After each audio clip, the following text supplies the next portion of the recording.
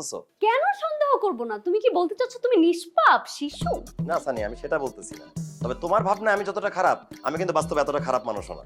তুমি যে কতটা ভালো মানুষ এটা তো তোমার এই চিলমুট দেখেই বোঝা যায়।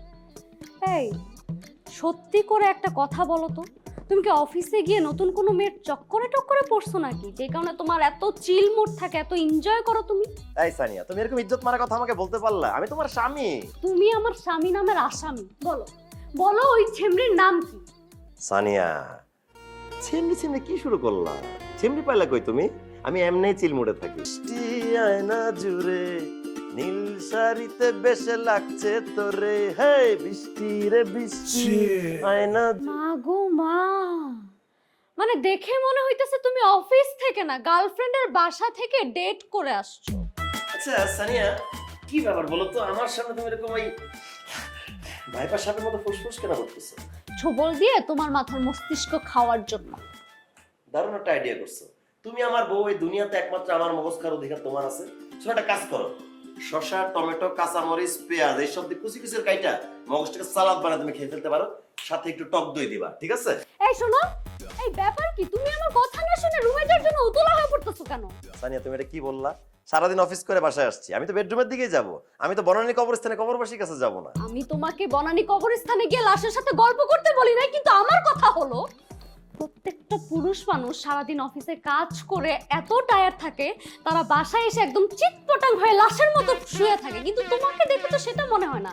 তোমাকে দেখে মনে হয় তুমি কোনো পার্টি থেকে পার্টি করে আসছো, মানে তুমি অনেক চিল মনে আছো, অনেক এনজয় করতেছো। এত চিল আসে কোথা থেকে তোমার মনে, আমাকে বলবা? সানিয়া একদম রাইট, ঠিক কথা বলছো তুমি। অফিসে এত কাজের প্রেশার, লাইফটাকে আর লাইফ মনে হয় না, মনে হয় কি বিরিয়ানির তেজপাতা। আচ্ছা, আমি যদি সঠিকই থাকি তাহলে এখন আমাকে বলো, মানে তোমার সবকিছু এমন উল্টা হয় কিভাবে? মানে তুমি এত চিল কিভাবে থাকো? অফিসে কি তুমি কাজ করো না? সবাই কি তোমাকে বসিয়ে বসিয়ে মাস শেষে বেতন দেয়? আচ্ছা, এইসব কথার মানে কি সানিয়া? মানে তুমি এত কাজ করার পরে এত চিল কোথা থেকে পাও? এর রহস্যটা কি? আচ্ছা সানিয়া, তুমি আমার মতো একটা ইনোসেন্ট হ্যান্ডসাম হাজবেন্ডকে সন্দেহ করতেছো? কেন সন্দেহ করব না? তুমি কি বলতে চাচ্ছ তুমি নিষ্পাপ শিশু? না সানিয়া, আমি সেটা বলতেছি না। তবে তোমার ভাবনা আমি যতটা খারাপ, আমি কিন্তু বাস্তবে এতটা খারাপ মানুষও না। তুমি যে কতটা ভালো মানুষ এটা তো তোমার এই চিল মুড দেখেই বোঝা যায়।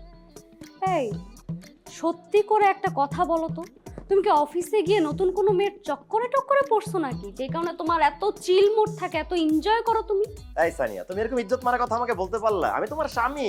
তুমি আমার স্বামী নামের আসামি। বলো বলো ওই ছেমরির নাম কি? সানিয়া, ছিমড়ি ছিমড়ি কি শুরু করলা? ছিমড়ি পাইলা কই তুমি? আমি এমনিই চিলমুড়ে থাকি। ছিমড়ি দিয়ে আমার চিলমুড়ে আসেও না। আর ছিমড়ি দিয়ে আমার প্যারার গোডান মনে হয় তুমি ছাড়া। এই মেয়ে সানিয়াকে ভূগোল বুঝাইতেছো? আরে সানিয়া, কি করতেছো? মা আছে বাসা, কলারটা ছাড়ো। ছাড়বো না। তুই যতক্ষণ ওই মেয়ের নাম না বলবি ততক্ষণ আমি তোর কলার ছাড়বো না। বল বল ওই মেয়ের নাম কি? এই তুই কেমন, হ্যাঁ? তোর ঘরে এত সুন্দর একটা বউ আছে, তারপর তুই পরকীয়া করতেছিস? আচ্ছা, তুমি কলারটা ছাড়ো, আমি তোমাকে বলতেছি। কলারটা ছাড়ো। শোনো সানিয়া, পরকীয়া এমন একটা ভাইরাস যেটা করোনা ভাইরাসের চেয়ে ভয়াবহ, ঠিক আছে? এই পরকীয়ার জন্য দেশ বিদেশে অসংখ্য পরিবার ধ্বংস হয়ে যেতেছে।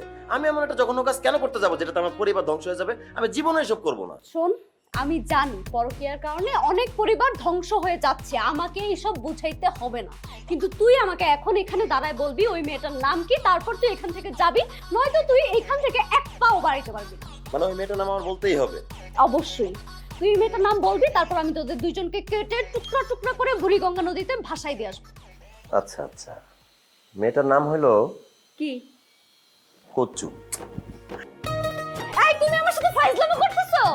তুমি তো আমার বিয়াইন হও না, আমার বউ হও। তোমার সাথে ফাইজলামি কেন করবো? তোমাকে আমার আদর আদর আদর।